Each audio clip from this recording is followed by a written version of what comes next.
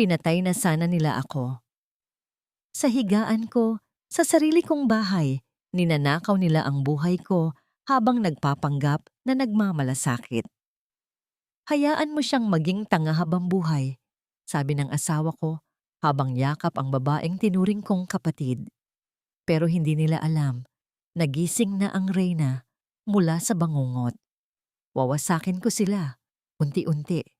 Handa na ba silang tikman ang sarili nilang lason? Siguraduhin mong nakapirma siya bago mo itigil ang gamot niya. Walang kwenta ang buhay niya kung wala ang pera. Ang boses na yon, malamig pa sa yelo na dumadampi sa kaluluwa, ay pagmamay-ari ni Carlos, ang kanyang asawa. Sa labas ng bahagyang nakabukas na pinto ng kanilang silid, nakatayo si Teresa. Nanginginig pa ang kanyang mga binti mula sa epekto ng malagim na aksidente. Ngunit sa kanyang mga kamay, maingat niyang hawak ang isang bandehado. Sa ibabaw nito, umuusok ang isang mangkok ng mainit na arroz caldo na niluto niya ng buong pagmamahal. May isang bulaklak pa siyang pinitas mula sa hardin, nakalagay sa gilid ng bandehado. Isang munting alay para sa lalaking sa pagkakaalam niya ay nagpuyat sa pag-aalaga sa kanya. Ang buong akala niya, ito ang simula ng panibagong umaga, isang pasasalamat sa pangalawang buhay na ipinagkaloob sa kanya. Ngunit ang mga salitang yon ay parang isang kidlat na walang tunog na biglang bumiyak sa kanyang bungo. Sa isang iglap, ang makapal na hamog na bumabalot sa kanyang alaala ay biglang napunit. Tila isang dam na gawa sa salamin ang nabasag sa loob ng kanyang isipan, at ang lahat ng alaala na pilit itinago ng kanyang utak upang protektahan ang sarili ay rumagasang pabalik. Nakita niya ang liwanag ng cellphone sa dilim, ang pangalan ni Lorna, ang pinsan niyang itinuring na niyang kapatid, na may mensaheng kailan mo siya iiwan. Hindi ko na kaya magpanggap, mahal. Nakita niya ang sarili niyang asawa na buong pagmamahal na hinahalikan si Lorna sa loob mismo ng kusina ng Teresa's Kusina, ang negosyong itinayo niya mula sa sariling dugo at pawis. Narinig niya ang nakabibinging pag-igik ng mga gulong ng kanyang sasakyan sa basang kalsada habang umiiyak siyang nagmamaneho palayo bago ang nakakasilaw na liwanag at ang walang katapusang dilim. Ang bandehado sa kanyang kamay ay biglang bumigat, parang pasan niya ang buong mundo. Tila nawalan ng lakas ang kanyang mga braso at nagsimulang tumagilid ang mangkok ng sopas. Nanlamig ang kanyang mga daliri, ngunit sa huling hibla ng kanyang pagtitimpi, muli niyang naibalik sa balanse ang lahat. Hindi maaaring matapon, hindi maaaring mag-ingay, hindi pa. Isang mahinang hagik-gik ang narinig niya mula sa loob ng kwarto. Boses yon ni Lorna, malandi at puno ng tagumpay. Relax ka lang, mahal. Sa hitsura niyang parang gulay. Kahit ano ipapirma mo, pipirmahan niya. Ang bawat salita ay isang patalim na dahan-dahang ibinabaon sa kanyang puso. Ang pag-ibig, ang tiwala, ang 10 taon ng pagsasama, lahat ay naging abo sa loob lamang ng ilang segundo. Naramdaman niya ang panginginig ng kanyang mga tuhod. Ang pamilyar na amoy ng kanilang silid tulugan ay biglang naging amoy ng kulungan. Ang pintong dati ay simbolo ng kanilang pagsasama ay isa na ngayong harang sa pagitan ng buhay at kamatayan. Kinagat niya ng mariin ang kanyang ibabang labi, sapat na upang malasahan ang konting dugo para lamang pigilan ang isang hikbi na nagbabantang kumawala mula sa kanyang lalamunan. Isang mainit na likido ang gumapang sa kanyang pisngi, isang butil ng luha. Mabilis niya itong pinunasan gamit ang likod ng kanyang kamay. Hindi ito ang oras para umiyak. Hindi ito ang oras para mag-iskandalo. Ang babaeng mahina at nagmamakaawa ay namatay na sa aksidenteng iyon. Ang nagising na ngayon ay iba na. Huminga siya ng malalim, ipinikit ang mga mata, at pinilit na ibalik ang isang inosente. Bahagyang nalilitong ngiti sa kanyang mga labi. Ang ngiti ng isang babaeng walang alam, ang nangiti ng isang taong nagpapasalamat sa kanyang mapagmahal na asawa. Ang maskara ay dapat perpekto. Dahan-dahan, itinaas niya ang kanyang kamay at kumatok ng 3 beses sa pinto. Ang pag-uusap sa loob ay biglang natigil. Ilang sandali ng katahimikan bago marinig ang marahang paggalaw ng seradura. Bumukas ang pinto at bumungad sa kanya ang nakangiting mukha ni Carlos na agad nagbago ang ekspresyon at naging puno ng pagkukunwaring pag-aalala. "Mahal, bakit ka bumangon? Sabi ko naman ako na ang bahala sa'yo." Wika nito. Ang boses ay puno ng lambing na ngayon ay parang lason sa pandinig ni Teresa. Niyakap siya ni Carlos, isang yakap na dati kanlungan niya. Ngunit ngayon ay parang rehas na bakal na pumipiga sa kanyang paghinga. Tumingala si Teresa, tinitigan ang mga mata ng demonyong kaharap niya at ngumiti ng pinakamatamis. "Mahal," bulong niya. Ang boses ay sinadya niyang gawing mahina at marupok. "Heto na ang sopas mo." Amame. Ang hapagkainan, na dati ay pugad ng masasayang kwentuhan, ay nababalot ngayon ng isang makapal at mabigat na katahimikan. Tanging ang marahang tunog lamang ng mga kutsara at tinidor na tumatama sa pinggan ang maririnig. Nakaupo si Teresa sa tapat ni Carlos, habang si Lorna naman ay nasa kanyang kanan. Kumikilos na parang siya ang tunay na reyna ng pamamahay na yon. Nakasuot si Lorna ng isang seda na roba na kulay champagne, ang paboritong damit pantulog ni Teresa na matagal na niyang hindi nakikita. Ang bawat hibla ng telang yon ay tila isang insulto, isang tahimik na pagpapahayag na lahat ng pag-aari ni Teresa ay kaya niyang angkinin. Ngumiti si Lorna, isang ngiting puno ng pekeng awa, habang nagsasandok ng pagkain sa plato ni Teresa. "Ate, kumain ka ng marami para lumakas ka," sabi nito. Ang boses ay malambing, ngunit may nakatagong lason sa bawat pantig. "Kawawa naman si Kuya Carlos, palaging puyat sa pag-aalaga sa'yo. Mabuti na lang nandito ako para tulungan siya." Ang salitang tulungan ay parang isang matalim na pako na tumusok sa tainga ni Teresa. Gusto niyang isigaw na alam niya ang uri ng tulong na ibinibigay nito tuwing gabi sa asawa niya. Gusto niyang ibuhos sa mukha nito ang mainit na kape. Ngunit sa halip, ngumiti lamang siya ng may kahinaan, ang perpektong maskara ng isang babaeng nalilito. "Salamat, Lorna. Pasensya na kayo, pabigat ako." Sagot niya, ang boses ay bahagyang nanginginig, na mas lalong nagbigay kasiyahan sa 2 ahas na kaharap niya. Si Carlos naman ay sumandal sa kanyang upuan. Ang mga mata ay mapanuri. "Okay lang yan, mahal. Ang importante, buhay ka," sabi nito, bago magbago ang tono. "Pero kailangan mong tandaan, medyo mahina pa ang isip mo. Kaya mula ngayon, lahat ng desisyon sa negosyo, ako muna ang bahala. Huwag ka nang mag-alala. Ako na ang pipirma sa mga papeles. Para sa'yo rin to." Ito na ang gaslighting, ang unti-unting pagwasak sa kanyang tiwala sa sarili. Pinipilit siyang paniwalain na siya ay inutil at walang silbi. Tumango lamang si Teresa na parang isang batang masunurin, habang sa loob-loob niya ay nag-aalab ang galit. Ang bawat subo ng pagkain ay parang buhangin sa kanyang lalamunan, ngunit pilit niya itong nilulunok para sa kanyang anak, para sa kanyang kinabukasan. Nang matapos ang agahan, nagkunwari si Teresa na nahihilo at babalik na sa silid. Ngunit sa kanyang pagtayo, sinadya niyang iwan ang kanyang cellphone sa ibabaw ng mesa. Mula sa siwang ng pinto, pinanood niya si Lorna na mabilis na kinuha ito. Sinusubukang buksan, ngunit nabigo dahil sa password na hindi nito alam. Ibinato ni Lorna ang telepono pabalik sa mesa nang may pagkadismaya. Kailangan niyang mag-ingat. Habang nag-aayos siya ng higaan, pumasok si Lorna dala ang isang baso ng gatas. "Inumin mo to, ate. Pampalakas." Napansin ni Teresa ang mabilis na paggalaw ng kamay nito bago iabot ang baso. Isang maliit na puting tableta ang mabilis na inihulog nito sa gatas na agad namang natunaw. Gamot pampatulog. O marahil, mas malala pa. Gusto nilang manatili siyang mahina, tulog, at walang kamalay-malay. Salamat, sabi ni Teresa. Inabot niya ang baso. Ang mga daliri ay naglapat sa malamig na salamin. Nagtama ang kanilang mga mata. Sa mga mata ni Lorna, nakita ni Teresa ang walang katapusang inggit at kasakiman.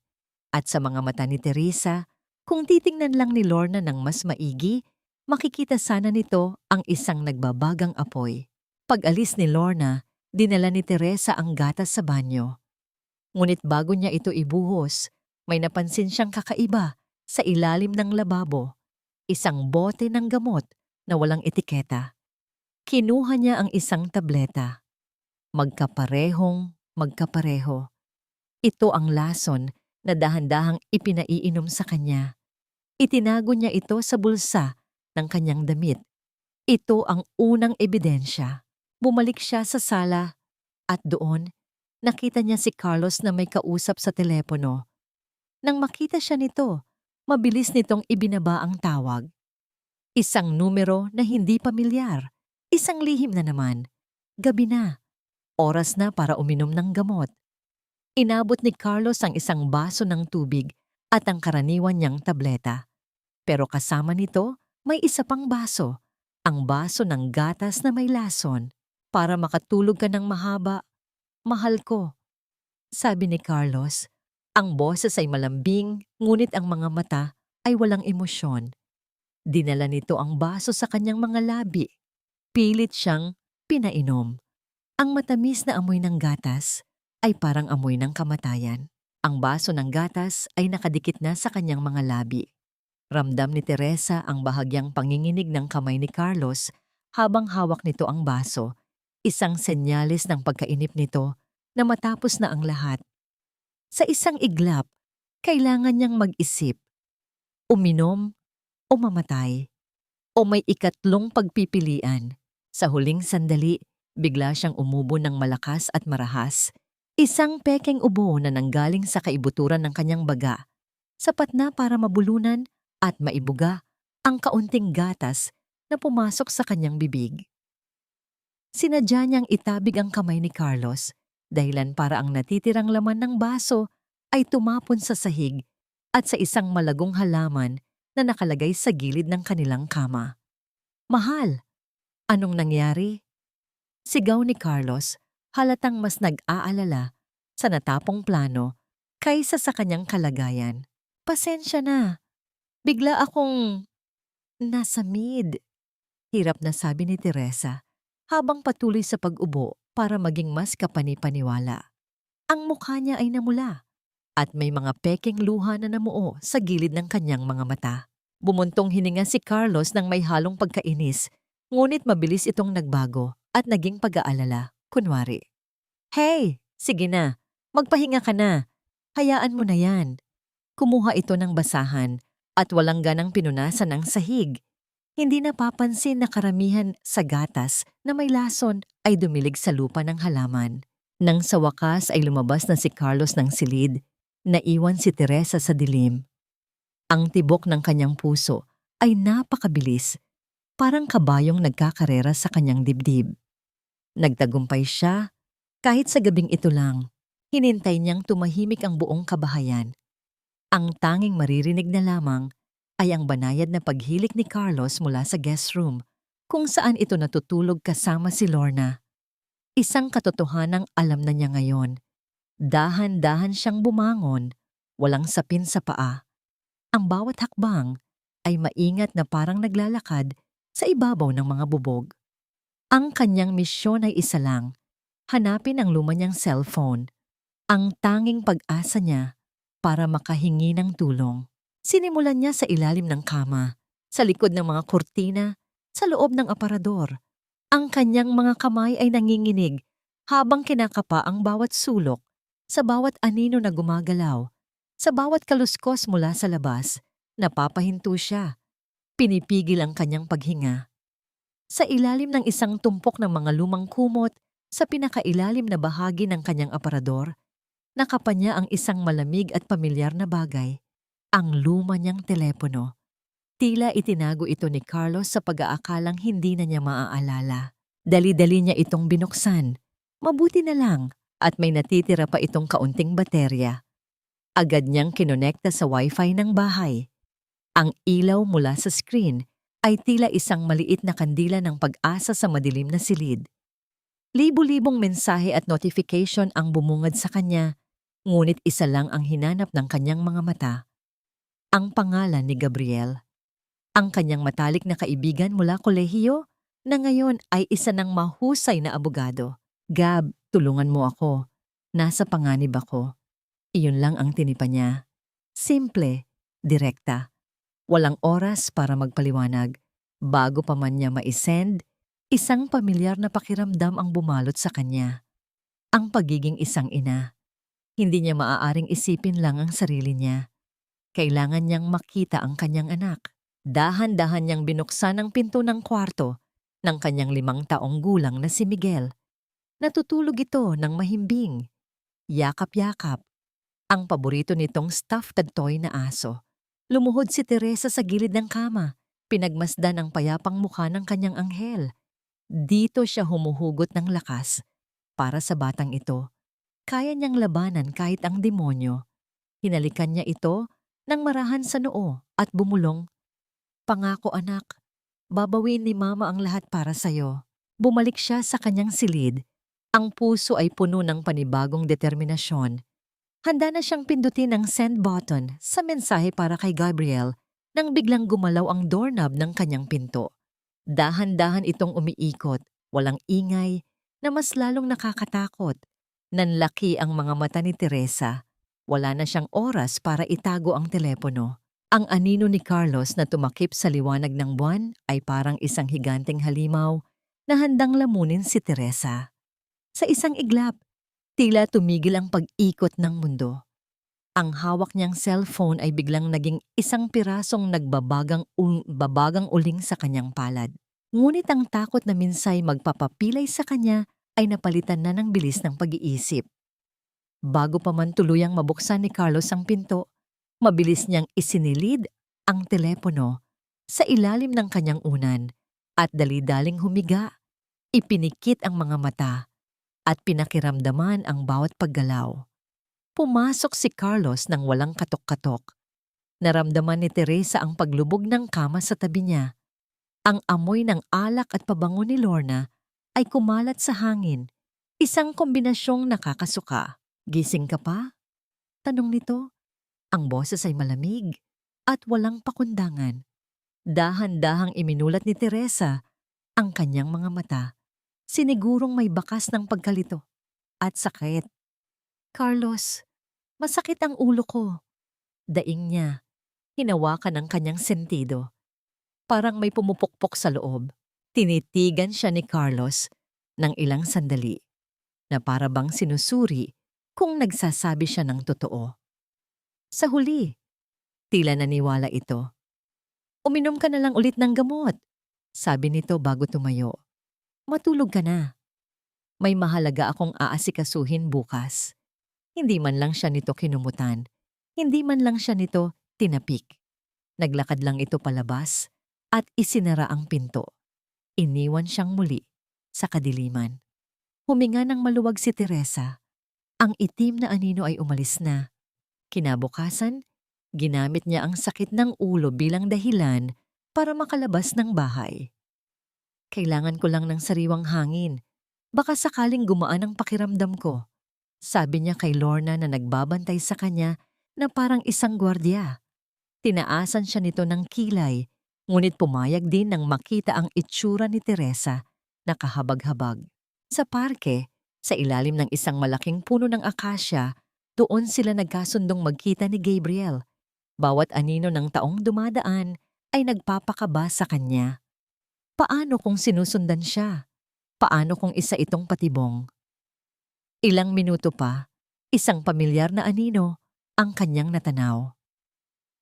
Si Gabriel. Kalmado ang kanyang paglalakad, ngunit sa kanyang mga mata, nakita ni Teresa ang nag-aalab na pag-aalala. Ang mga matang yon ay hindi nagbago. Iyon pa rin ang mga matang nakakakita sa tunay na pagkatao niya. Tess! Bati nito, ang boses ay mahinahon. Kamusta ka na? Sa simpleng tanong na yon, lahat ng pader na itinayo ni Teresa sa paligid ng kanyang puso ay gumuho. Nagsimulang mamasa ang kanyang mga mata. Sinusubukan nilang kunin ang lahat, Gab. Lahat. Bulong niya. Ang boses ay basag. Umupo si Gabriel sa tabi niya. Nag-iwan ng sapat na espasyo para sa respeto. Inilabas nito ang isang manipis na folder. Alam ko, Tess, at mas malala pa sa inaakala mo. Isinalaysay ni Gabriel ang lahat. Ang malaking pagkalugi ng Teresa's kusina dahil sa mga questionableng transaksyon na pinirmahan ni Carlos, ang unti-unting paglipat ng mga ari-arian sa pangalan nito at ni Lorna. Ang bawat salita ay isang suntok sa sikmura ni Teresa. Ang negosyong binuo niya sa loob ng 10 taon ay winawasak sa loob lamang ng ilang buwan. Habang sila'y nag-uusap, biglang umilaw at nag-vibrate ang telepono sa kamay ni Teresa. Pangalan ni Carlos, parang may yelong gumuhit sa kanyang likod. "Huwag kang magpanik," mahinang sabi ni Gabriel. "Sagutin mo. Ilagay mo sa speaker, sundin mo lang ang sasabihin ko." Sinunod niya ito. "Hello, mahal?" Sagot ni Teresa. Pinipilit na gawing normal ang kanyang boses. "Nasaan ka? Bakit ang tagal mo?" Tanong ni Carlos mula sa kabilang linya. Sumenya si Gabriel. "Sabihin mo, nakaupo ka lang sa bench, pinapanood ang mga bata." Bulong nito. Inulit ito ni Teresa. Biglang lumikha si Gabriel ng mahinang ingay. Ginagaya ang tunog ng mga batang naglalaro sa di kalayuan. Napakagaling. "Umuwi ka na. Huwag kang magpagalagala," utos ni Carlos bago ibaba ang tawag. Nabitawan ni Teresa ang telepono. Nagsimulang manginig ang kanyang buong katawan, hindi dahil sa lamig, kundi dahil sa tensyon at takot. Ang bigat sa kanyang dibdib ay halos hindi na niya makayanan. Naramdaman niya ang isang bagay na mainit na ipinatong sa kanyang mga balikat. Ang itim na coat ni Gabriel. Ang amoy nito ay amoy ng kaligtasan at katiwasayan. "Huwag kang umiyak mag-isa. Nandito na ako." Bulong ni Gabriel. Ang mga salita ay parang isang mainit na kumot sa kanyang nanlalamig na kaluluwa. Tumango lang si Teresa, hindi makapagsalita, habang ang mga luha ay tuluyan ng bumuhos. Sa unang pagkakataon, mula nang magising siya sa bangungot na ito, naramdaman niyang hindi na siya nag-iisa. Nang medyo kumalma na siya, may isa pang folder na kinuha si Gabriel mula sa kanyang briefcase. Isang pulang folder. Nag-aalangan pa itong ibigay sa kanya. "Tess, may isa pa. At kailangan mong maging matatag." Sabi nito, ang boses ay seryoso. Hindi lang ito tungkol sa negosyo, ito ay mas personal. Binuksan ni Teresa ang folder. Sa loob, nakita niya ang isang dokumento na may selyo ng bangko, isang mortgage agreement. Ang kanyang mga mata ay nanlaki sa hindi makapaniwalang pagbasa sa mga detalye. Hindi ito maari. Isinangla ni Carlos. Huminga ng malalim si Gabriel. "Ang bahay ng mga magulang mo." Ang papel ng utang sa kanyang mga kamay ay parang isang mabigat na bato na humihila sa kanyang kaluluwa pababa sa pinakamalalim na bahagi ng karagatan. Ang bahay ng kanyang mga magulang. Ang tanging lugar na naging saksi sa kanyang mga pangarap bago pa man dumating si Carlos. Ang lugar kung saan nakasabit pa sa pader ang mga larawan niya noong bata. Masaya at walang muwang. Ang lugar na ipinundar ng kanyang mga magulang mula sa pagtitinda sa palengke. At ngayon, ginamit itong pambayad utang. Walang hiya siya. Iyon lang ang salitang namutawi sa mga labi ni Teresa. Hindi isang sigaw, kundi isang bulong na puno ng nanginginig na galit. Isang galit na malamig, matalim, at handang pumatay. Sa mga sumunod na araw, ang galit na yon ang naging gasolina niya. Kailangan niyang makakita ng mas maraming ebidensya. Kailangan niyang malaman kung gaano kalalim ang butas na hinukay ng kanyang asawa. Gamit ang maskara ng isang naguguluhang pasyente, hiniling niya kay Carlos na dalhin siya sa Teresa's kusina. "Gusto ko lang, baka may maalala ako," sabi niya. Ang boses ay mahina at nagmamakaawa. Pumayag si Carlos, marahil ay iniisip na ito na ang pagkakataon para maipakita sa lahat kung gaano siya kadakilang asawa. Pagdating nila sa restaurant, ang unang bumungad kay Teresa ay hindi ang pamilyar na ngiti ng kanyang mga tauhan, kundi ang mataray na mukha ni Lorna. Nakaupo ito sa kanyang opisina. Ang mga paa ay nakapatong sa mesa na para bang siya ang may-ari ng lahat. May kausap itong supplier sa telepono at ang boses nito ay matinis at puno ng pagmamataas. Ibaba mo ang presyo o hahanap ako ng iba. Alam mo ba kung sino ako? Nang makita nito si Teresa, ibinaba nito ang telepono at ngumiti ng mapanlait. "Oh ate, napasyal ka? Hinahanap mo ba ang luma mong opisina?" Hindi siya pinansin ni Teresa. Ang kanyang mga mata ay hinanap ang isang pamilyar na mukha. At doon, sa sulok ng kusina, nakita niya si Manang Rosa, ang matandang kusinera na kasama na niya mula pa noong nagtitinda lang siya ng lugaw sa isang maliit na kariton. Si Manang Rosa ang nagturo sa kanya ng mga sikretong sangkap, ang naging pangalawang ina niya sa loob ng kusina. Ngunit ang mga mata ni Manang Rosa ay puno ng lungkot at takot. Biglang tumayo si Lorna at lumapit kay Manang Rosa. "Ano to?" Sigaw nito. Itinuturo ang isang kaldero ng sinigang. "Sabi ko bawasan ang sahog para makatipid. Bingi ka ba, matanda?" "Pero Ma'am Lorna, yan po ang recipe ni Ma'am Teresa. Baka hanapin po ng mga customer." Mahinang sagot ni Manang Rosa. Ang mga kamay ay nanginginig. "Wala na akong pakialam kay Teresa." Dumagundong ang boses ni Lorna sa buong kusina. "Ako na ang batas dito. At dahil matigas ang ulo mo, simula ngayon, tanggal ka na sa trabaho. Lumayas ka." Isang kolektibong paghinga ng gulat ang narinig mula sa ibang mga empleyado. Nakatingin sila lahat kay Teresa, naghihintay na ipagtanggol niya ang matanda.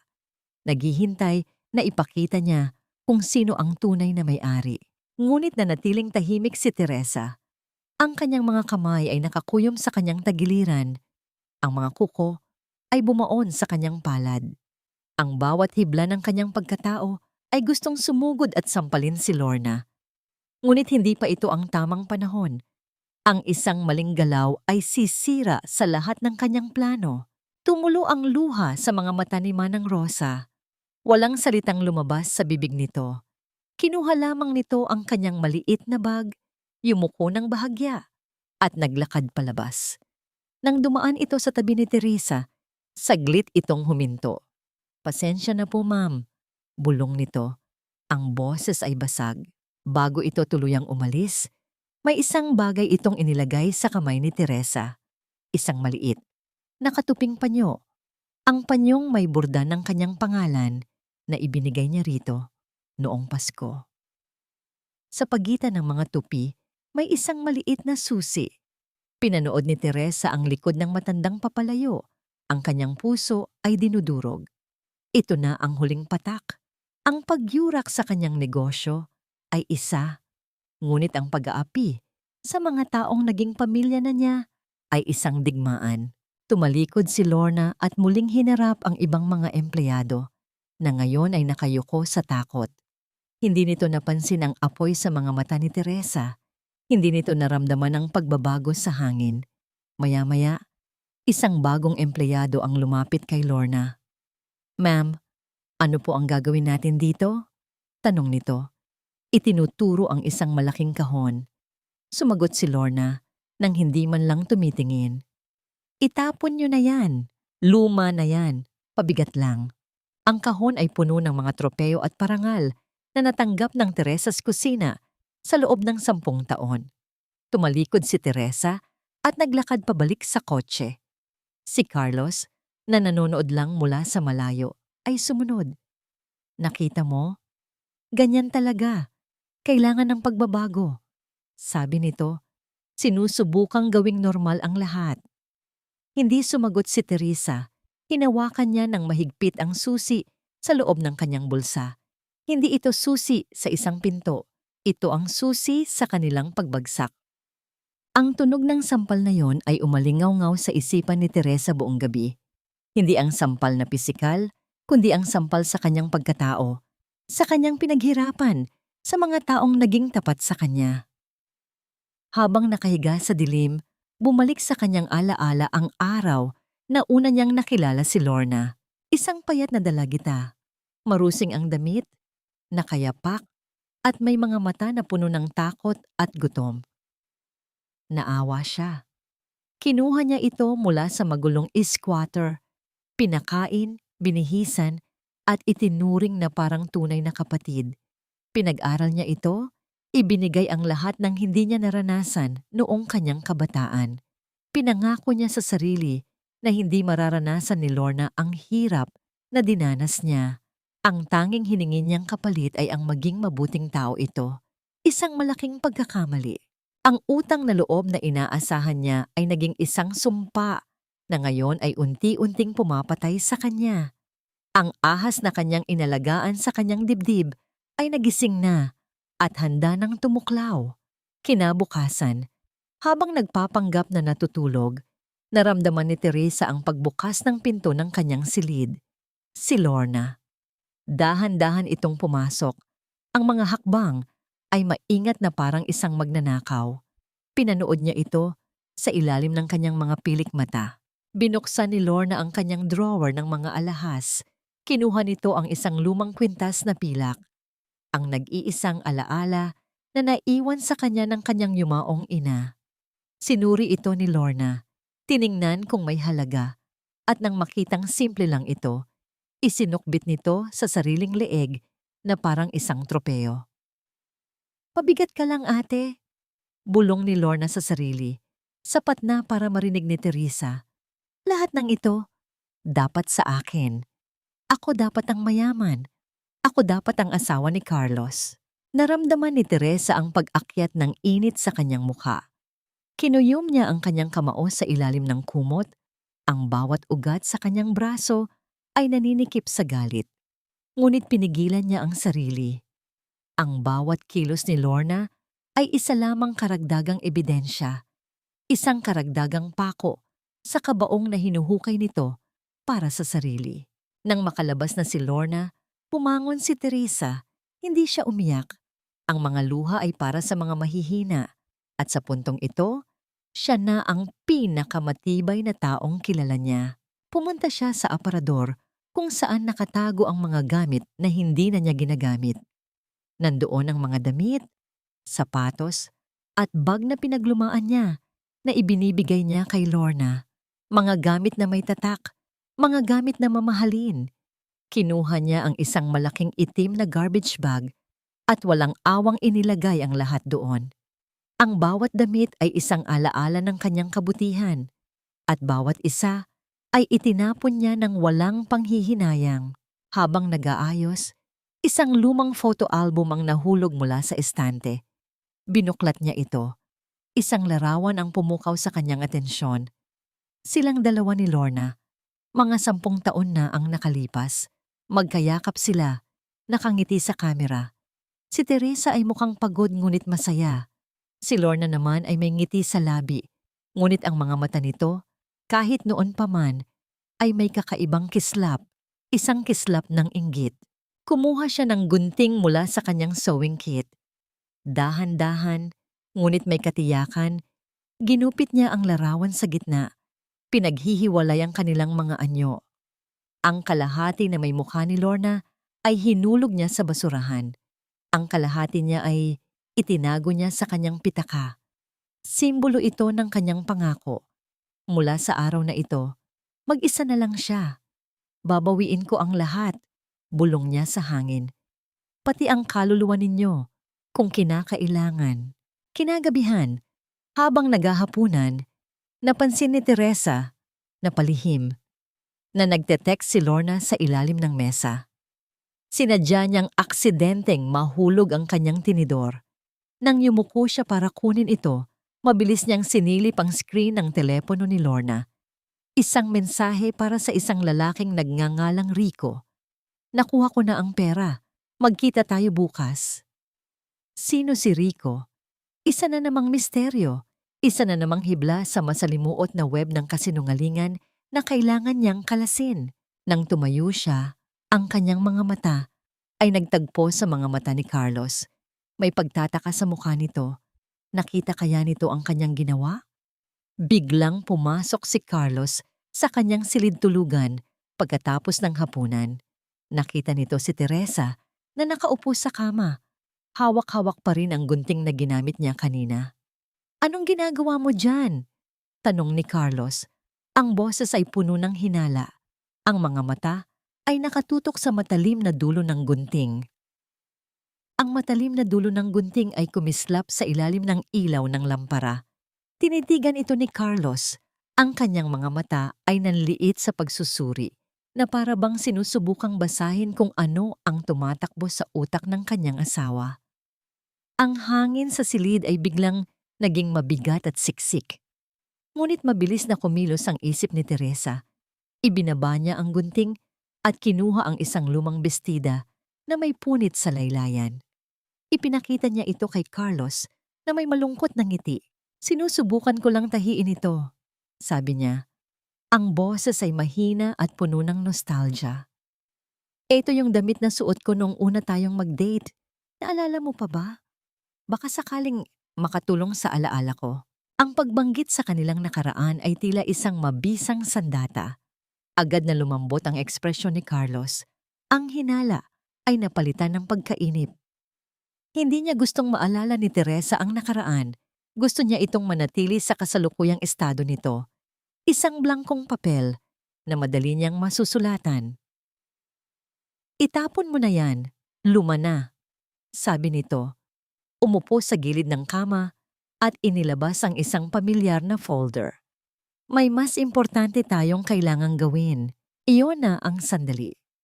Ang sandaling pinaghandaan nila ni Gabriel, inilatag ni Carlos sa ibabaw ng kama ang isang set ng mga dokumento at isang ballpen, isang deed of absolute sale para sa natitira pa nilang mga ari-arian, kasama na ang mga shares sa Teresa's Kusina na nakapangalan pa rin sa kanya.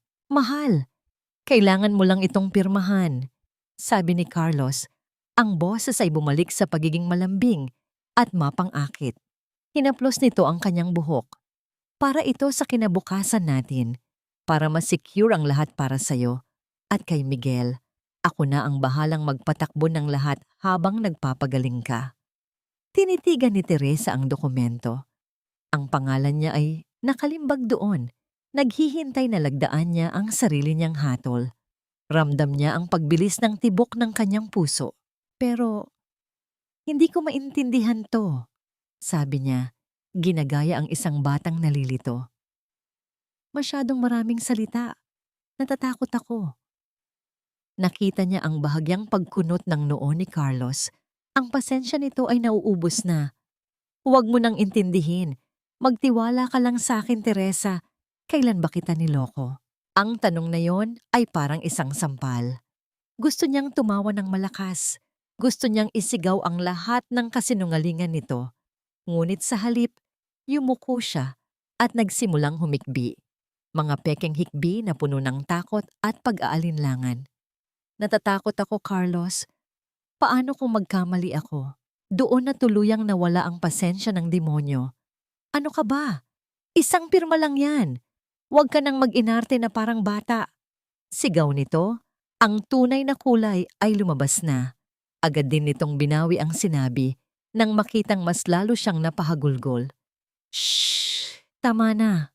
Sorry na," sabi nito. Muling bumalik sa pagiging maamo. "Eto na.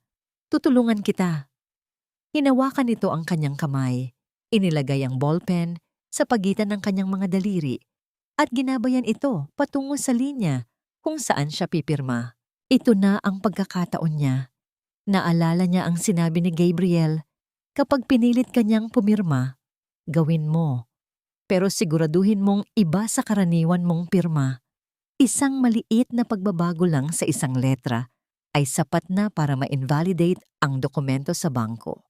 Habang ginagabayan siya ni Carlos, sinadya niyang gawing nanginginig ang kanyang kamay.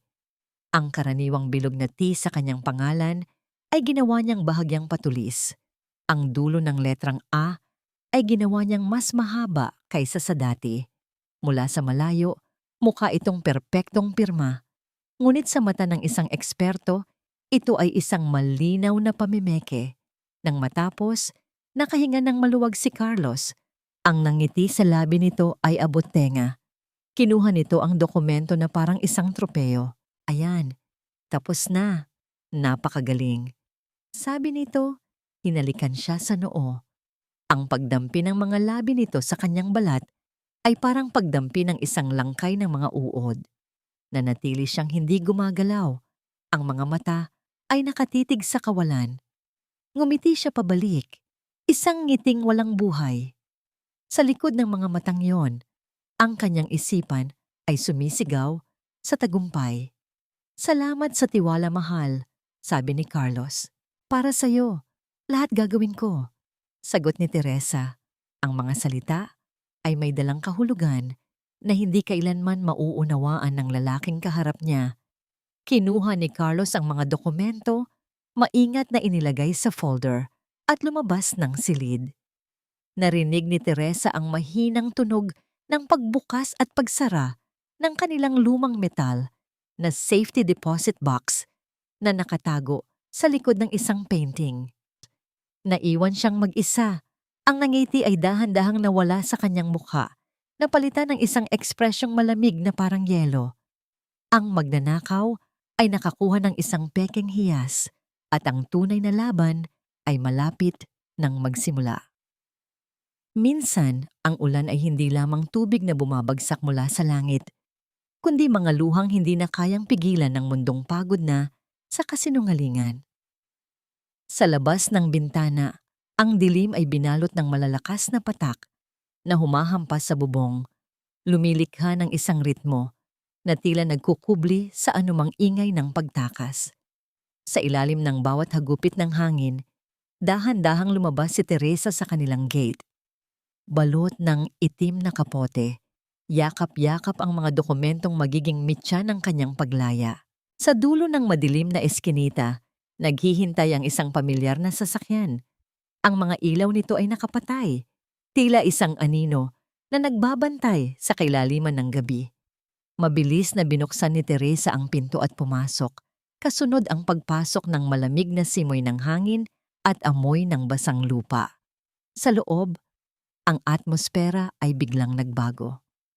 Ang init mula sa heater ng sasakyan ay agad na dumampi sa kanyang nanlalamig na balat at ang amoy ng peppermint at lumang libro, ang pamilyar na amoy ni Gabriel, ay tila isang gamot na nagpapakalma sa kanyang nagngangalit na sistema.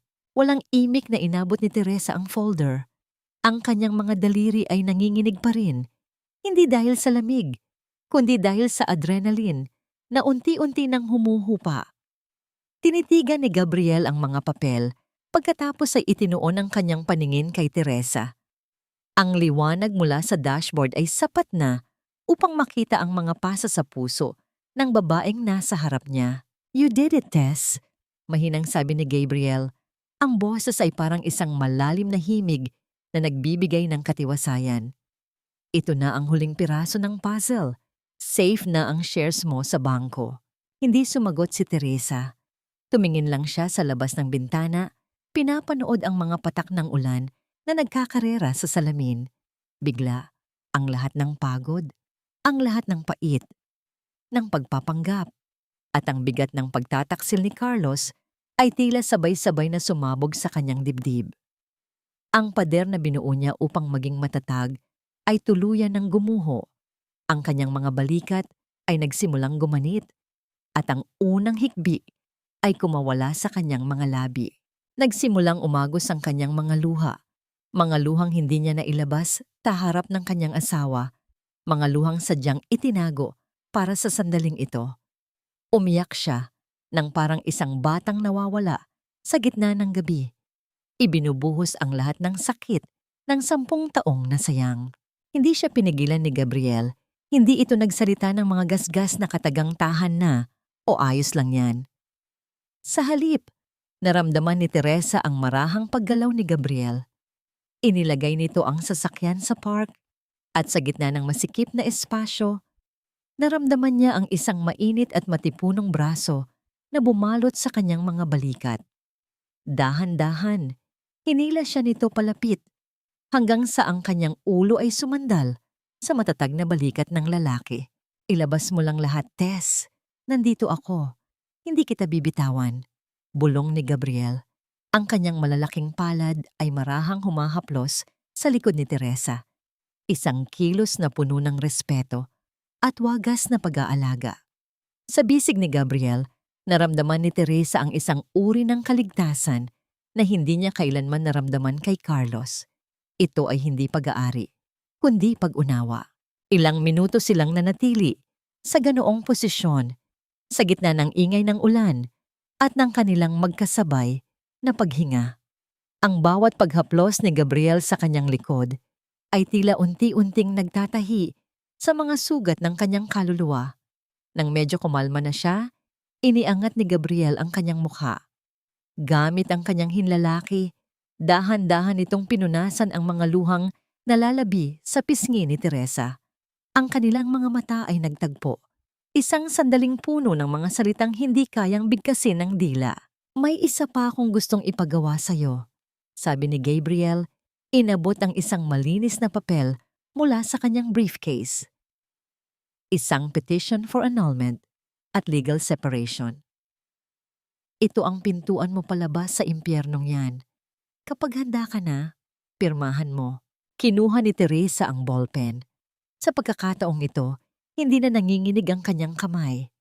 Ang bawat letra ng kanyang pangalan na isinulat niya sa dokumentong yon ay tila isang deklarasyon ng digmaan at kalayaan.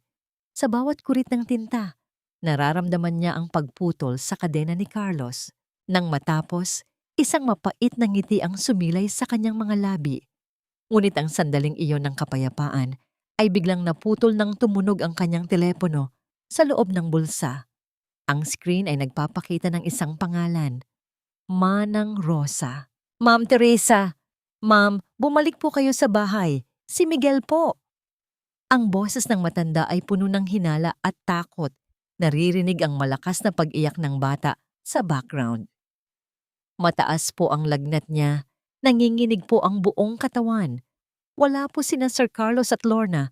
Kanina pa po silang hapon umalis at hindi makontak. Nanlamig ang buong katawan ni Teresa.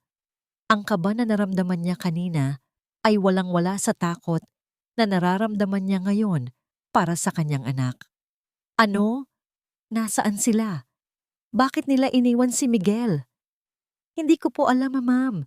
Sabi po ni Sir Carlos may emergency meeting sila, pero nakita ko pong may dalang maleta si Lorna. Sigaw ni Manang Rosa sa kabilang linya. Bilisan niyo po, ma'am.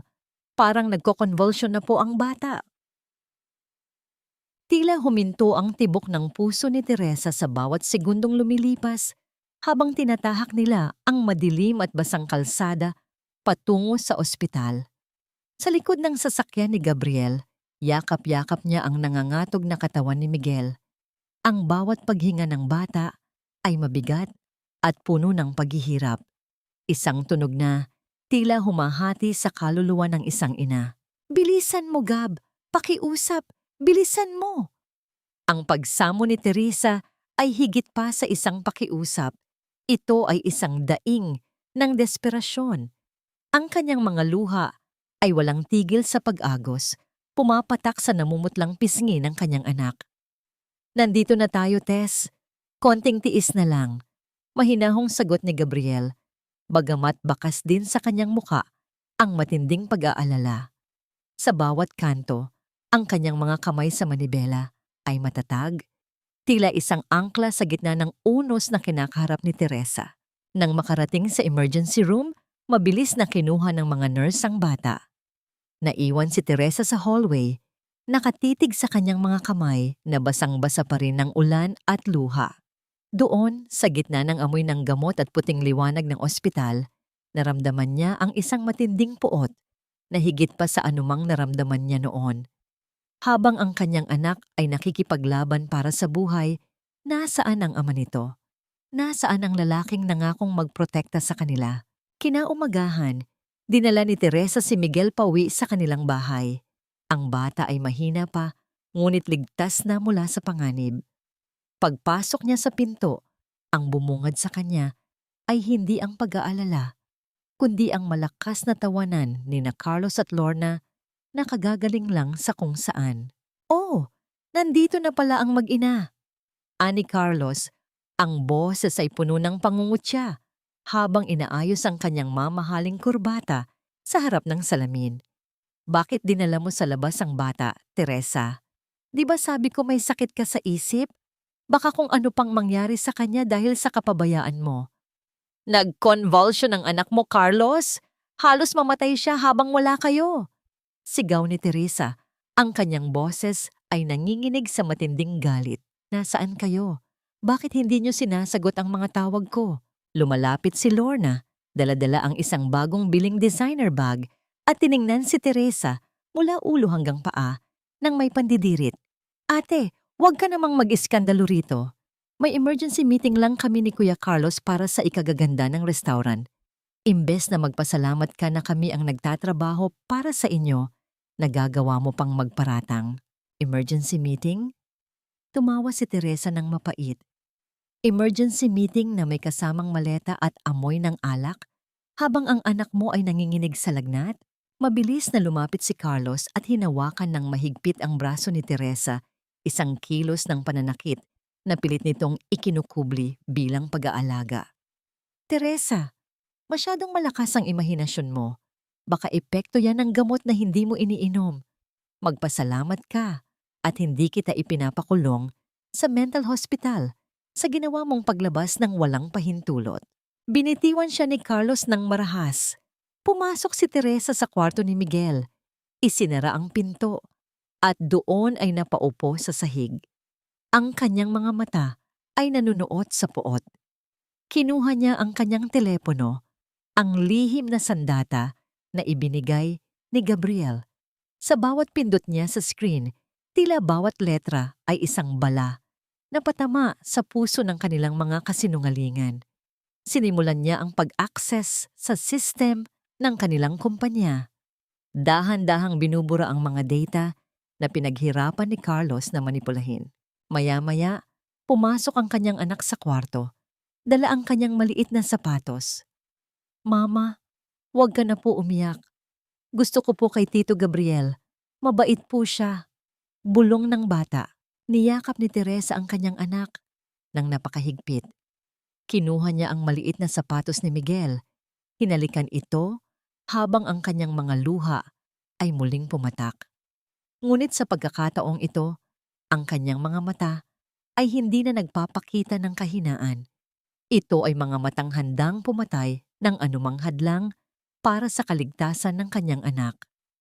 Pangako anak, hindi ka na nila muling sasaktan.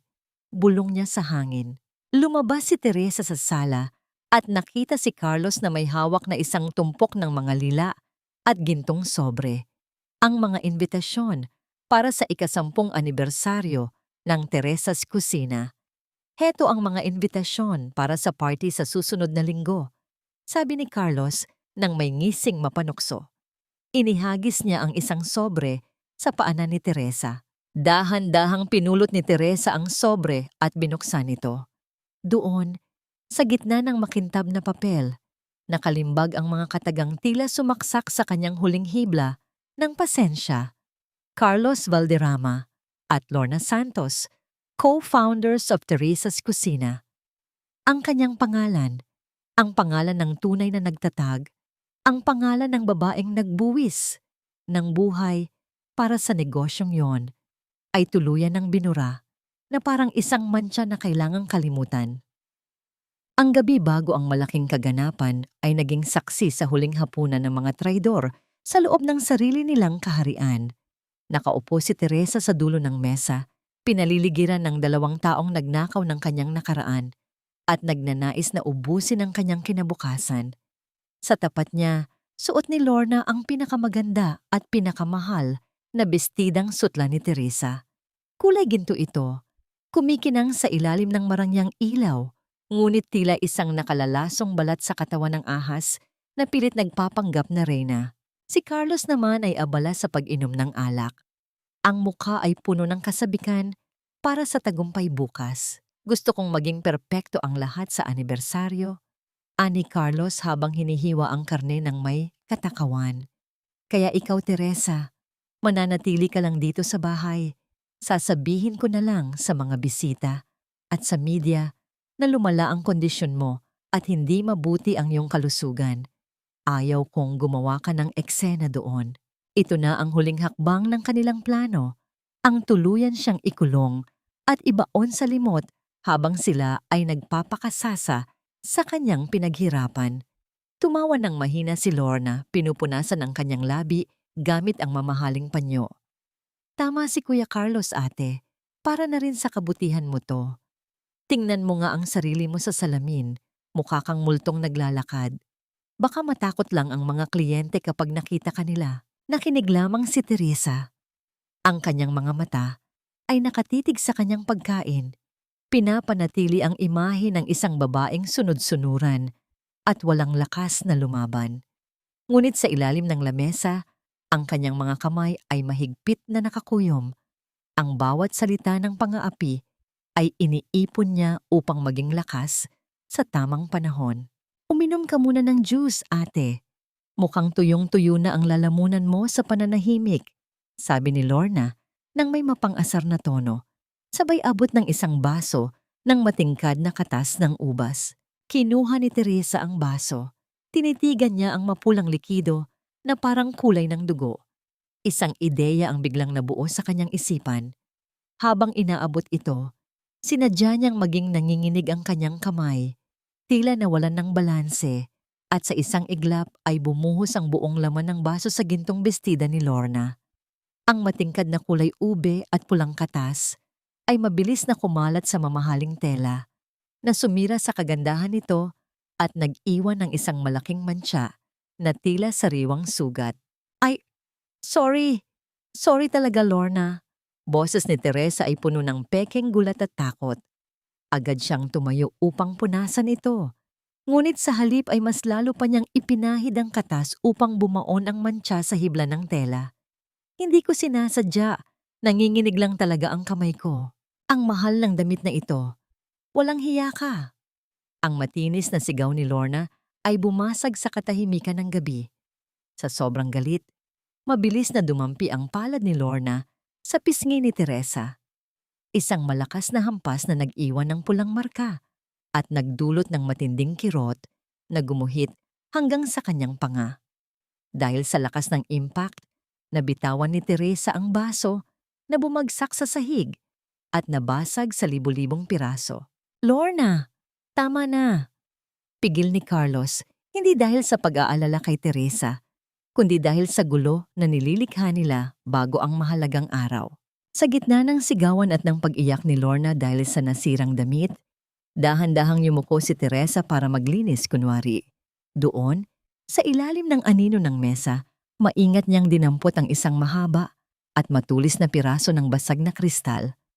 Sa kabila ng kirot sa kanyang pisngi, isang lihim at malamig na ngiti ang sumilay sa kanyang mga labi habang dahan-dahan niyang ibinubulsa ang matalim na bubog. Isang armas na magagamit niya upang makalaya bukas.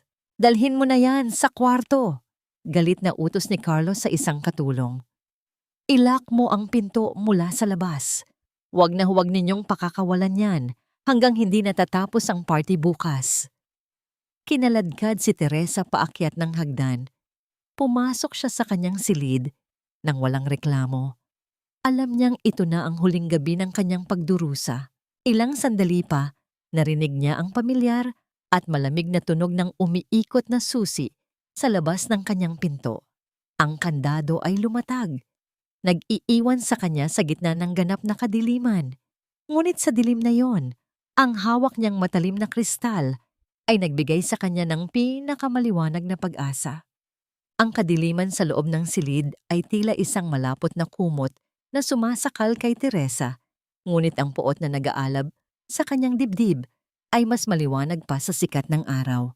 Hawak niya ang matalim na piraso ng kristal, ang dulo nito ay bumaon ng bahagya sa kanyang palad, nagpapaalala sa kanya na ang sakit ay isang sandata. Hindi siya pwedeng mabulok dito, hindi ngayon. Gamit ang matulis na bubog at ang lakas na nagmumula sa kanyang pagiging ina, dahan-dahan niyang sinimulang baklasin ang lumang kahoy na hamba ng bintana sa gilid ng balkonahe. Ang bawat pagkayod ng kristal sa kahoy ay lumikha ng marahang tunog ng pagkaskas, isang ritmo ng desperasyon at pag-asa.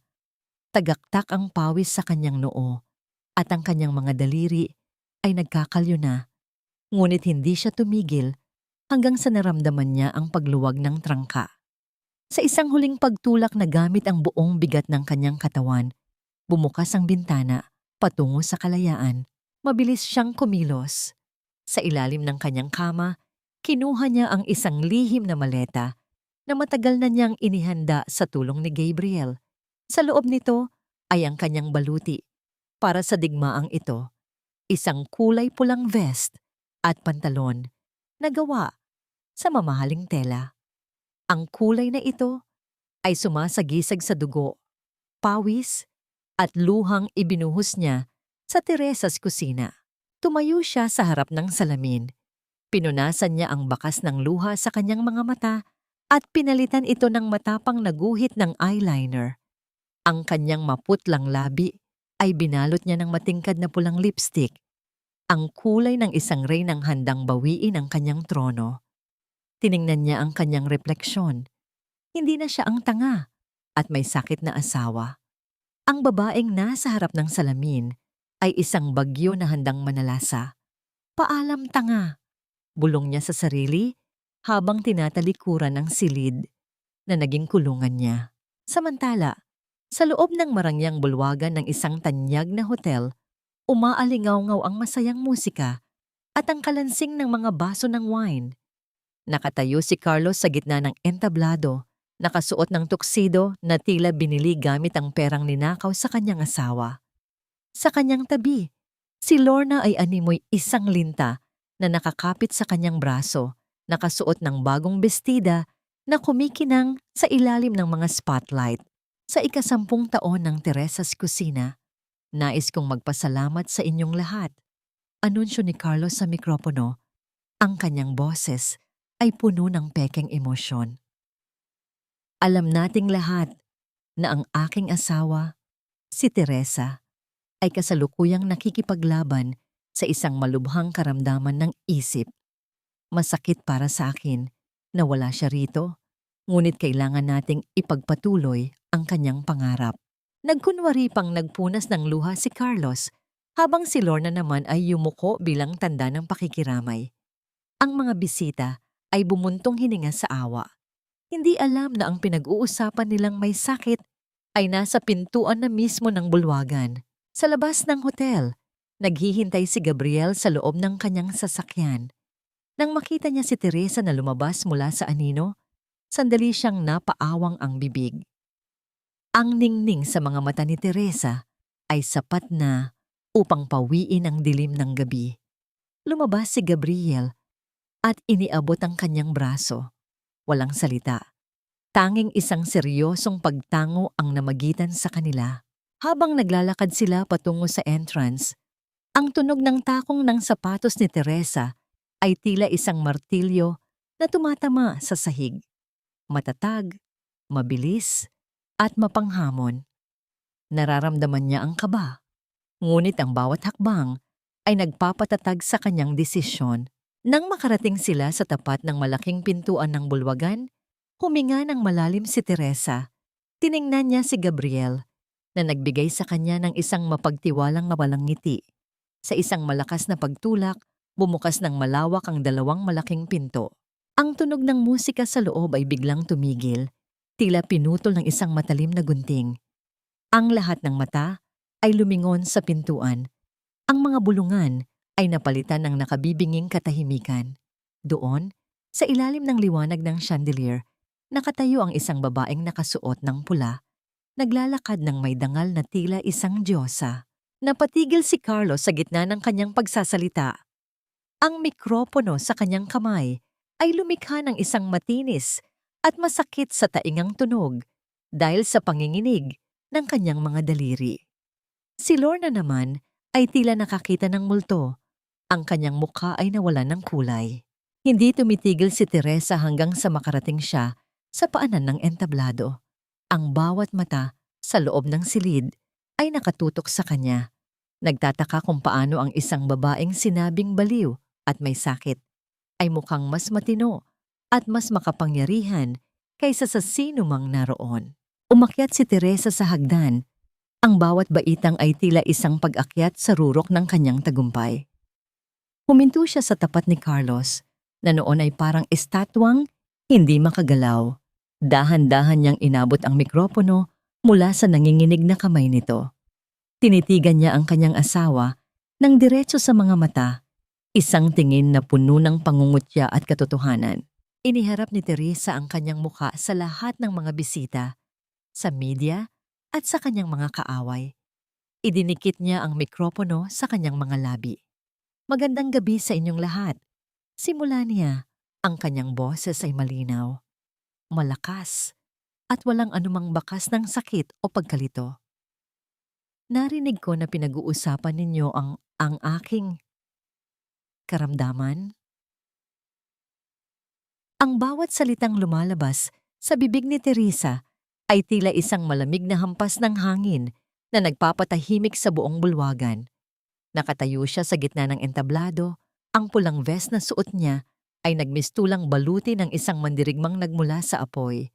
Tinitigan niya si Carlos, na noon ay tila isang basang sisiw na pilit nagtatago sa likod ng kanyang tuxedo. Narinig ko ang inyong mga bulong. Simula ni Teresa, ang kanyang boses ay malumanay, ngunit may talim na kayang humiwa ng bakal. Narinig ko ang kwento ng aking asawa tungkol sa aking pagkabaliw.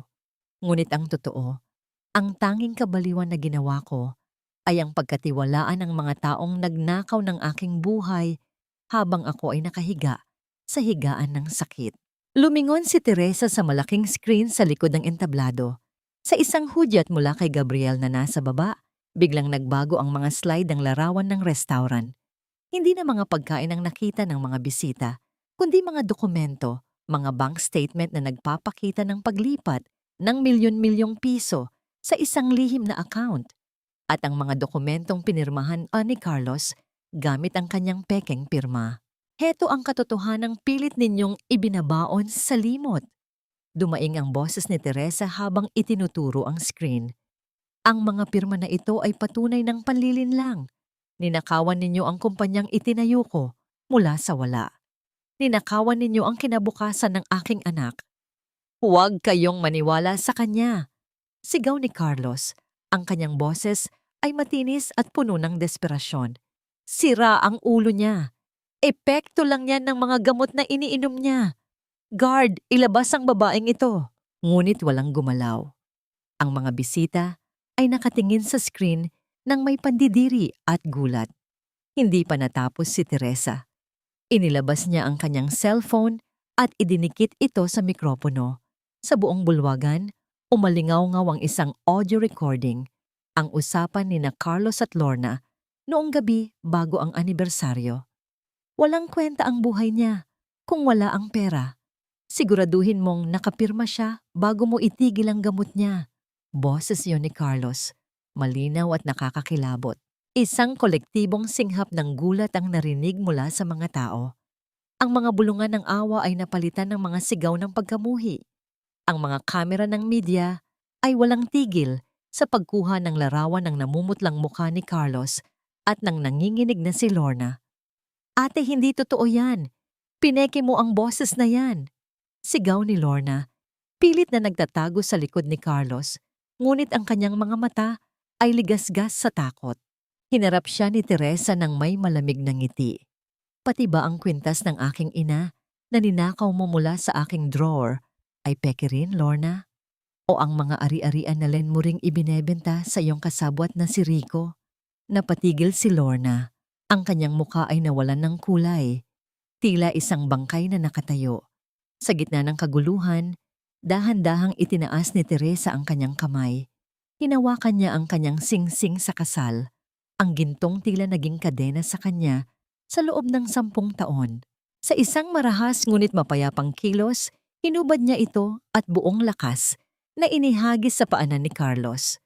Ang tunog ng gintong metal na tumama sa marmol na sahig ay umalingaw-ngaw sa buong katahimikan ng bulwagan. Isang tunog na mas malakas pa sa anumang pagsabog. Iyon ang huling tuldok sa kanilang pagsasama. Wala ka ng kapangyarihan sa akin, Carlos. Bulong ni Teresa sa mikropono. Ang boses ay puno ng kapangyarihan. Ang korona ay hindi sayo at hinding-hindi ito magiging sayo. Dahil sa sobrang hiya at galit, tuluyan nang nawala ang kontrol ni Carlos sa kanyang sarili. Ang kanyang mukha ay namula sa puot, ang kanyang mga ugat sa leeg ay lumabas habang ang kanyang mga mata ay nanlilisik sa galit. Walang hiya ka. Sigaw niya. Itinaas ni Carlos ang kanyang kamay. Ang kanyang kamao ay nakakuyom ng mahigpit at sa isang mabilis na pagkilos, sinubukan niyang sampalin ng malakas si Teresa sa harap ng lahat. Ang lahat ng mga bisita ay napasigaw sa takot. Ang mga babae ay napapikit dahil sa inaasahang karahasan.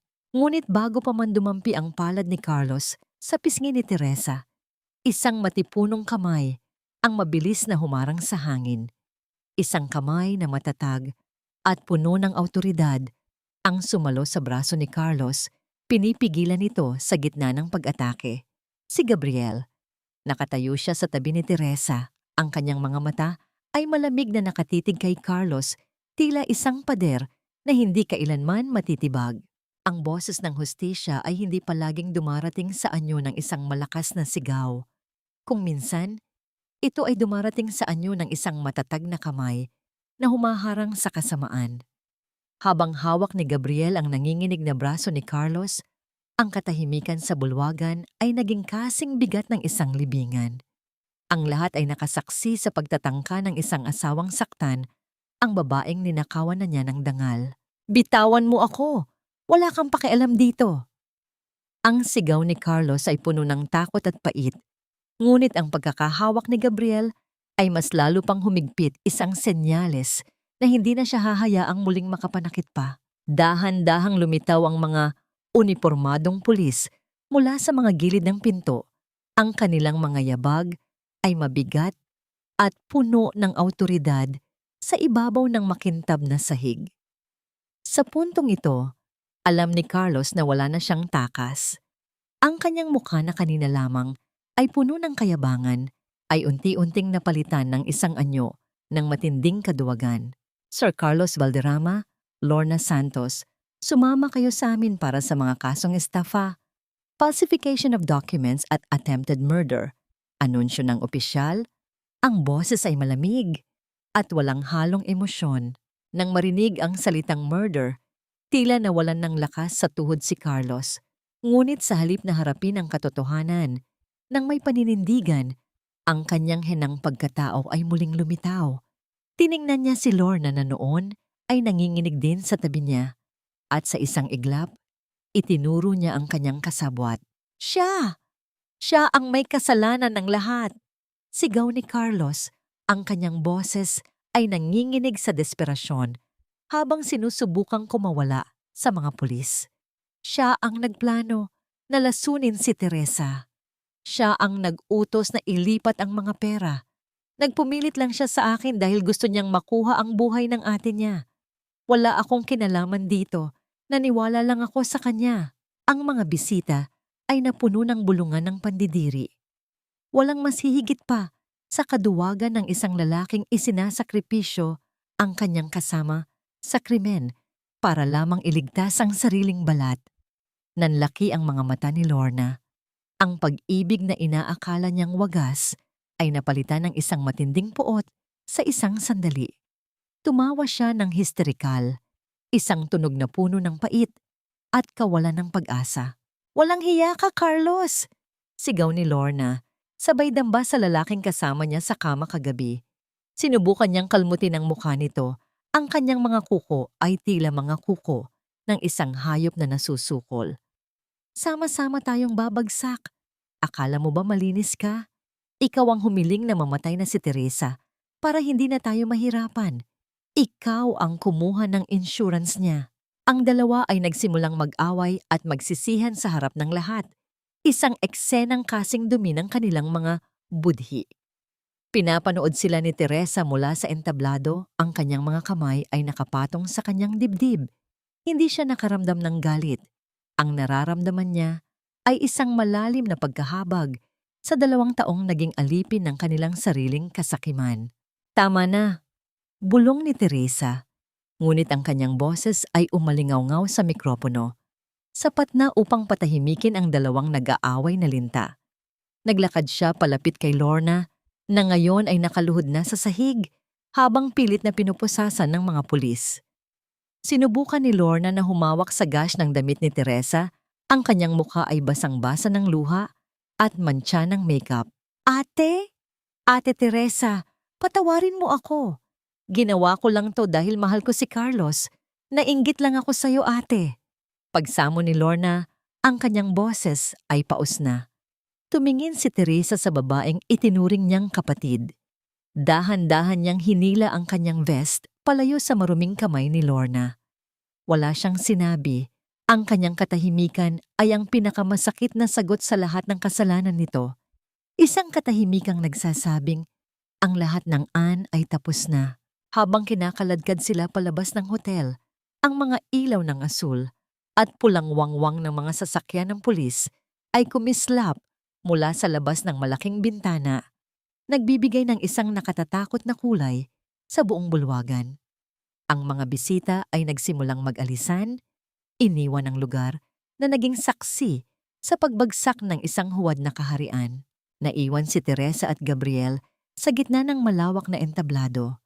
Sa malayo, narinig nila ang tunog ng papalayo ng mga sirena. Isang tunog na unti-unting nilalamon ng katahimikan ng gabi.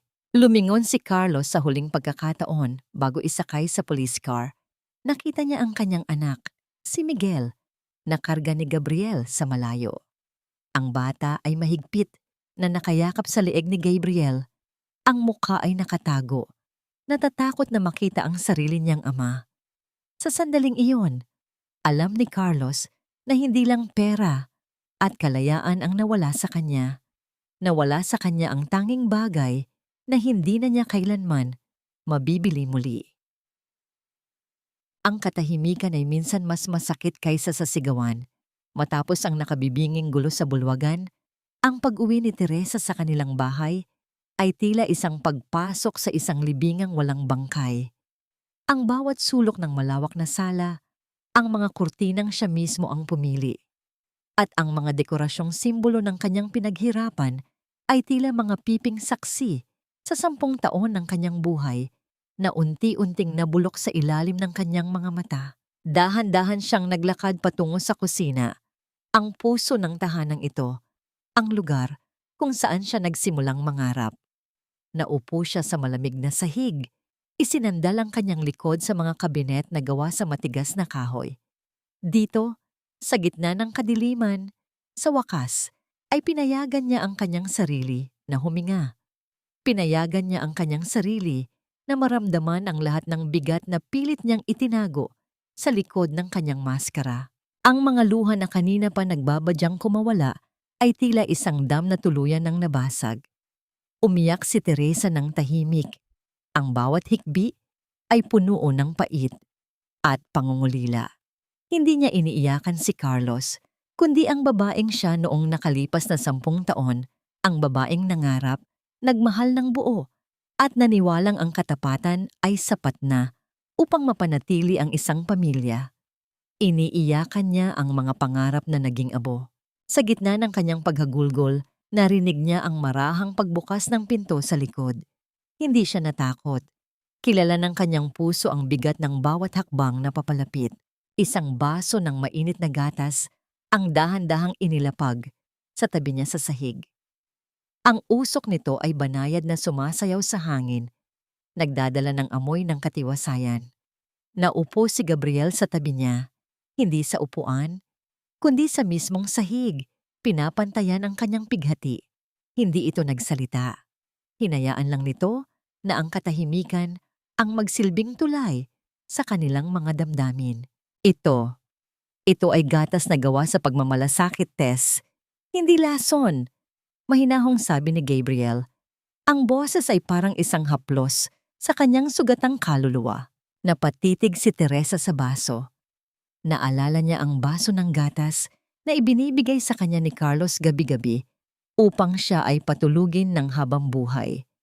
Ngunit ang basong ito, ang init na nagmumula rito, ay hindi nakakatakot.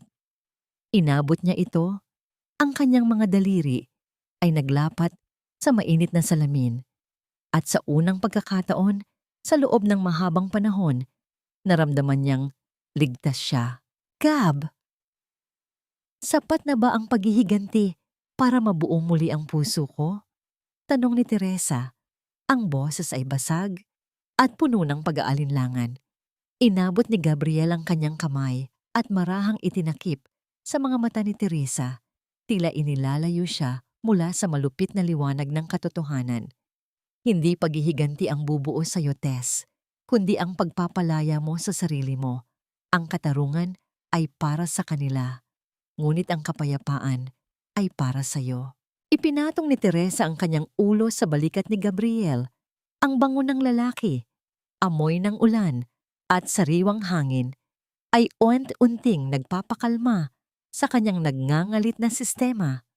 Sa bisig ni Gabriel, naramdaman niya ang isang uri ng pagmamahal na hindi nangangailangan ng kapalit. Isang pagmamahal na handang maghintay hanggang sa maging buo siyang muli. Inilabas ni Gabriel ang isang folder mula sa kanyang bag. Ang huling dokumento na magtatapos sa lahat. Ang petition for annulment. Inilapag niya ito sa ibabaw ng lamesang kahoy sa kanilang tapat, kasama ang isang pluma. Kapag handa ka na, pirmahan mo ito, hindi para saktan sila, kundi para ibigay ang regalong ito sa sarili mo. Bulong ni Gabriel. Kinuha ni Teresa ang pluma. Tinitigan niya ang pangalan ni Carlos Valderrama na nakasulat sa dokumento. Ang bawat letra ay tila isang tinik na unti-unting binubunot mula sa kanyang laman. Habang isinusulat niya ang kanyang pangalan sa ilalim, isang butil ng luha ang pumatak sa ibabaw ng marriage contract na tila binubura ang huling hibla ng kanilang pagsasama. Sa bawat kurit ng tinta, naramdaman ni Teresa ang pagputol sa invisible na kadenang pumipigil sa kanyang paghinga. Nang matapos ang huling letra, binitiwan niya ang pluma. Ang tunog nito habang tumatama sa lamesa ay tila isang hudyat ng bagong simula. Tumingin siya kay Gabriel. Ang mga mata ay namumula pa rin, ngunit mayroon ng liwanag ng pag-asa. Ngumiti si Gabriel, isang ngiting nagsasabing, simula sa araw na ito, wala na siyang dapat ikatakot. Sa labas ng bintana, ang unang sikat ng araw ay nagsimulang sumilip sa pagitan ng mga ulap. Ang gabi ng kanyang pagdurusa ay tapos na. At bagaman, may mga peklat pa ring maiiwan. Alam ni Teresa na ang bawat sugat ay patunay lamang na siya ay lumaban at nanalo. Lumipas ang 6 na buwan. Ang mga sugat na dati ay sariwa at nagdurugo ay naging mga peklat na lamang. Mga tanda ng tagumpay at muling pagsilang. Ang sikat ng umaga ay pumasok sa malalaking bintana ng bagong sangay ng Teresa's kusina. Hindi na ito ang madilim at puno ng takot na lugar na pinamunuan ng mga linta. Ang hangin dito ay amoy bawang, luya at sariwang gata. Ang mga pamilyar na amoy na nagpapakita na ang tunay na kaluluwa ng restaurant ay nagbago na. Nakatayo si Teresa sa gitna ng kusina. Suot ang kanyang puting apron na may borda ng kanyang pangalan. Mas malusog na ang kanyang pangangatawan at ang kanyang mga mata ay wala na ang bakas ng kabaliwan na pilit na ipinakita ng mundo sa kanya. Sa bawat paggalaw niya, makikita ang katiyakan at dangal ng isang babaeng muling nahanap ang kanyang sarili. Ma'am Teresa, heto na po ang mga sariwang sangkap mula sa palengke, anima ng Rosa, na ngayon ay muling namumuno sa kusina. Nakangiti ang matanda. Ang kanyang mga mata ay nagniningning sa kagalakan dahil sa muling pagkakasama nila. Salamat, Manang. Alam niyo po, sa lahat ng nangyari, ang makita kayong muli dito, ang isa sa pinakamalaking biyaya para sa akin. Sagot ni Teresa, sabay haplos sa balikat ng matanda. Ito ang tunay na utang na loob. Hindi ang hinihingi, kundi ang kusa at tapat na ibinibigay. Nabalitaan na lamang niya mula sa mga pahayagan at sa mga kwento ni Gabriel na sina Carlos at Lorna ay kasalukuyang nagdurusa sa loob ng rehas. Ang kanilang kasakiman, ang mismong naging tali na sumakal sa kanila. Wala na silang pera, wala na silang dangal, at ang tanging natitira sa kanila ay ang pagsisisi na huli na para sa lahat.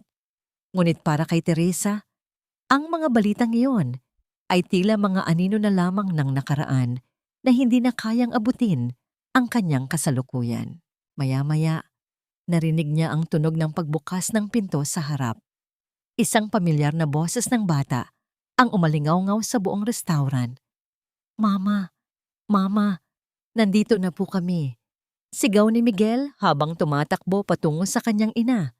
Maaliwalas ang mukha ng bata, malusog at puno ng buhay. Sa likod ni Miguel, naglalakad ng may banayad ng ngiti si Gabriel.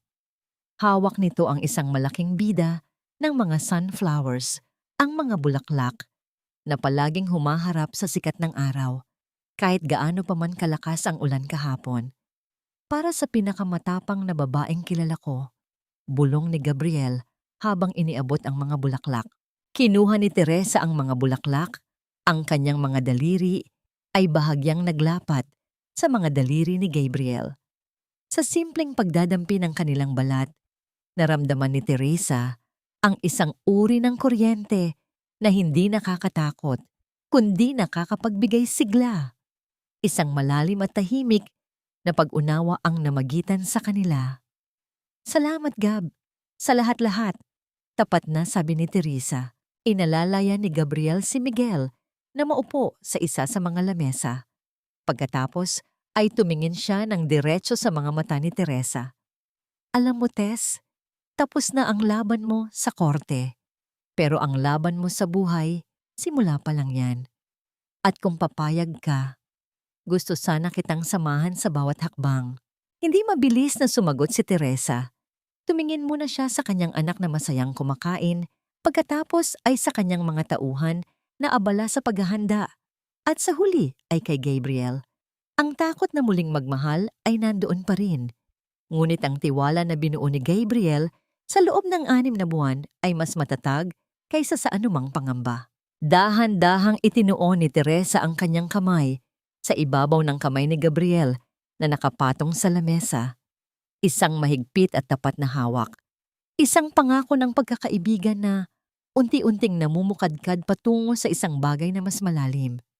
Hindi ko alam kung ano ang dala ng bukas, Gab, pero alam ko na ngayon, hindi na ako natatakot harapin ang araw.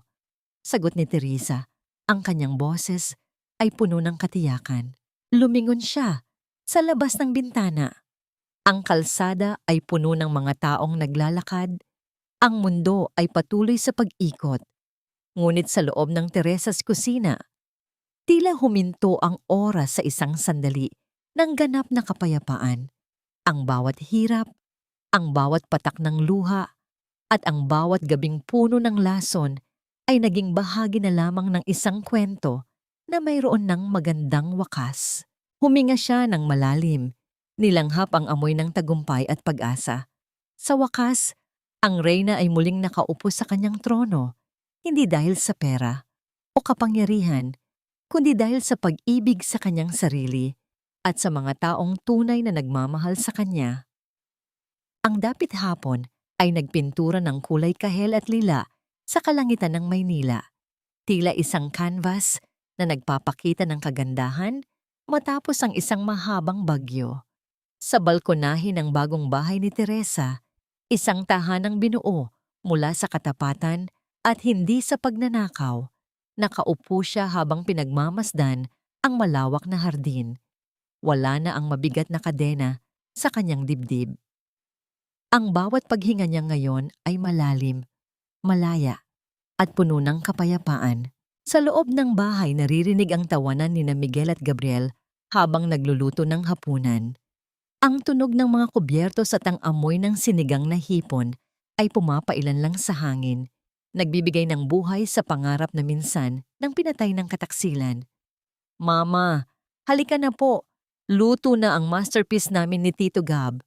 Sigaw ni Miguel. Ang boses ay puno ng kagalakan na matagal na nawala sa batang ito. Tumayo si Teresa at pumasok sa loob. Nakita niya si Gabriel na nakasuot ng apron. May bakas pa ng harina sa pisngi habang inaalalayan si Miguel sa pag-aayos ng lamesa. Lumapit si Teresa at kinuha ang isang pirasong tissue upang punasan ang mukha ni Gabriel. Ang kanilang mga mata ay nagtagpo at sa sandaling iyon, walang salitang kailangan. Ang init ng palad ni Gabriel na dumampi sa kanyang kamay ay sapat na upang sabihing, "Nandito ako at hindi na kita iiwan." Naisip ni Teresa ang nakaraan. Tinanong niya ang sarili, "Napatawad ko na ba sila?" Ang sagot ay hindi isang mabilis na oo, kundi isang proseso. Napatawad na niya ang kanyang sarili sa pagiging bulag sa nakaraan. Tungkol naman kina Carlos at Lorna, hindi na sila mahalaga para sa kanyang galit.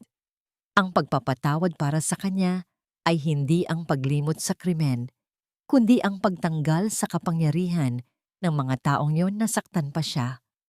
Wala na silang puwang sa kanyang isipan. Sila ay naging mga pahina na lamang ng isang lumang libro na tapos na niyang basahin. Nahanap na niya ang tunay na kapayapaan. Hindi ito ang kawalan ng problema, kundi ang pagkakaroon ng lakas na harapin ang anumang unos ng may dangal at kasama ang mga taong tunay na nagmamahal sa kanya. Ang aral na iniwan ng kanyang paglalakbay para sa lahat ng mga kababaihang nakikinig ay simple.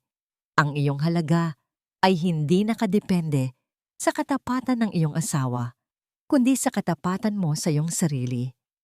Ang isang pusong nadurog ay maaaring maging mas matibay kapag ito ay muling nabuo sa pamamagitan ng pagmamahal sa sarili at katarungan. Ang katarungan ay hindi lamang tungkol sa pagpapakulong sa masama, kundi sa pagbawi sa iyong karapatang maging masaya muli. Dahan-dahang kinuha ni Teresa ang kanyang baso ng tubig, tiningnan ang kanyang refleksyon dito at ngumiti. Ang babaeng may sakit, ang babaeng tanga, at ang babaeng biktima ay wala na. Ang nakatayo ngayon ay si Teresa, ang reyna ng kanyang sariling buhay, ang nagtatag ng sariling kapalaran.